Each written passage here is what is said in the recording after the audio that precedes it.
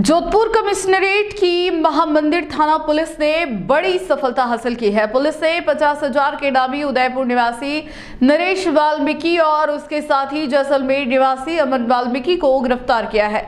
दोनों के पास से 3 पिस्टल और 2 कारतूस बरामद हुए हैं। नरेश पर 37 से अधिक मुकदमे दर्ज है और वह उदयपुर की पुलिस को लंबे समय से चकमा दे रहा था। पुलिस कमिश्नर ओम प्रकाश ने प्रेस कॉन्फ्रेंस कर इस कार्रवाई का खुलासा किया। जोधपुर कमिश्नरेट की महामंदिर थाना पुलिस ने अपराध जगत में लंबे समय से सक्रिय और वांछित 50,000 के इनामी बदमाश नरेश वाल्मीकि को आखिरकार गिरफ्तार कर लिया। उसके साथ जैसलमेर निवासी अमन वाल्मीकि को भी पकड़ा गया है। दोनों के पास से 3 पिस्टल और 2 जिंदा कारतूस बरामद हुए हैं, जो यह साबित करते हैं कि आरोपी किसी बड़ी वारदात की फिराक में थे। नरेश वाल्मीकि का आपराधिक इतिहास काफी लंबा है। उसके खिलाफ उदयपुर सहित कई जिलों में 37 से अधिक गंभीर मुकदमे दर्ज है। हत्या के प्रयास, अवैध हथियार, रंगदारी और मारपीट जैसे मामलों में वह लगातार फरार चल रहा था। उदयपुर की सूरजपोल थाना पुलिस एक प्रकरण में काफी समय से उसकी तलाश में जुटी हुई थी। उसकी बढ़ती आपराधिक गतिविधियों को देखते हुए हाल ही में उदयपुर रेंज आईजी ने उस पर 50,000 रुपए का इनाम घोषित किया था। पुलिस को दोनों बदमाशों के भदवासिया इलाके में होने की पुख्ता सूचना मिली। इसके बाद टीम ने घेराबंदी कर दोनों को धर दबोचा। तलाशी में उनके पास से अवैध हथियार मिले, जिन्हें पुलिस ने मौके पर ही जब्त कर लिया। गिरफ्तारी के बाद पुलिस कमिश्नर ओम प्रकाश ने प्रेस कॉन्फ्रेंस कर मामले का खुलासा किया और इसे पुलिस की बड़ी उपलब्धि बताया। पुलिस अधिकारियों का कहना है कि नरेश लंबे समय से अलग अलग राज्यों में ठिकाने बदलते हुए पुलिस को चकमा दे रहा था। अब दोनों आरोपियों से पूछताछ की जा रही है ताकि यह पता लगाया जा सके कि हथियार किस उद्देश्य से लाए गए थे और इनके नेटवर्क में कौन कौन लोग शामिल हैं।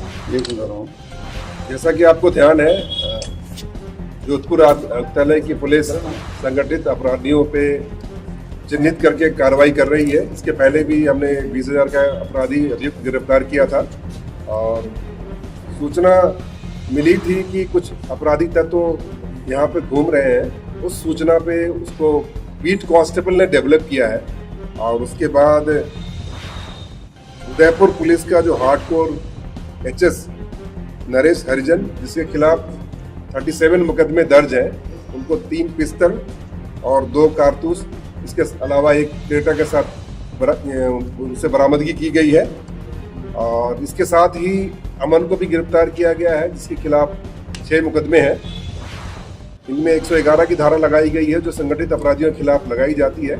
इसमें विशेष ध्यान देने योग्य बात यह है कि इसके लिए 50,000 का इनाम उदयपुर पुलिस ने घोषित कर रखा था और ये उदयपुर में वांछित भी था और ये आने वाले समय में वहाँ के हार्डकोर अपराधी प्रवीण कसेटा की हत्या की साजिश कर रहा था। जहाँ तक जोधपुर का सवाल है, जोधपुर में जहाँ जहाँ पे ये रहा है, उस संबंध में जिन जिन लोगों के संपर्क में रहा है, उनकी जानकारी इकट्ठा की जा रही है। आपको बता दें, कुछ दिनों तक यहाँ पे शमशान घाट में भी रह रहा था और शमशान घाट में ही इसकी गतिविधि जब अवांछित लगी तो उसको फॉलो किया गया और यहाँ तक हम पहुँचे हैं। नरेश का पहले हार्डकोर अपराधी रहा है और इसका क्रिमिनल बैकग्राउंड रहा है। ये मर्डर के मुकदमे में भी जेल जा चुका है और आने वाले समय में भी ऐसा कृत्य करने की पूरी संभावना थी, जो कि अपने पूछताछ में इसने बताया है। जहाँ तक अमन का सवाल है, अमन के खिलाफ भी 6 मुकदमे हैं और उसमें भी मारपीट के मुकदमे हैं। तो सारे तथ्यों का अन्वेषण कर रहे हैं और कड़ी से कड़ी मिला रहे हैं, परंतु अभी तक जोधपुर में इनके संपर्कों के संबंध में ऐसी कोई सूचना हमें प्राप्त नहीं हुई। सर, जोधपुर में ये अंबा माता थाने का एचएस है और वहाँ भी उसके खिलाफ भी मुकदमा दर्ज है।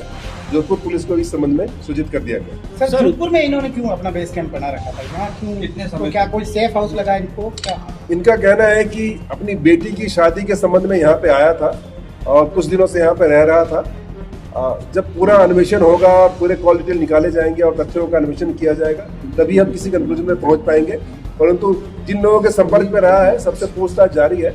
अभी कोई ऐसा तथ्य सामने नहीं आया है कि जोधपुर में कोई वारदात करने की फिराक है। सर ये जो हथियार मिले ये हथियार सप्लायर है या फिर ये हथियार अपने खुद के लिए कहाँ से लेके आए? इनका कहना है कि एमपी से हथियार लाए हैं। उस संबंध में अलग से डीसीपी ईस्ट है, उनके नेतृत्व में टीम का गठन किया जा रहा है और हम चाहेंगे कि लॉजिकल कंक्लूजन तक पहुंचे, जहां से हथियार इनको प्राप्त हुए हैं वहां तक पहुंचे, वहां के लोगों को हम लेकर के आते हैं। तो किसी गैंग से जुड़े हुए हैं ये लोग?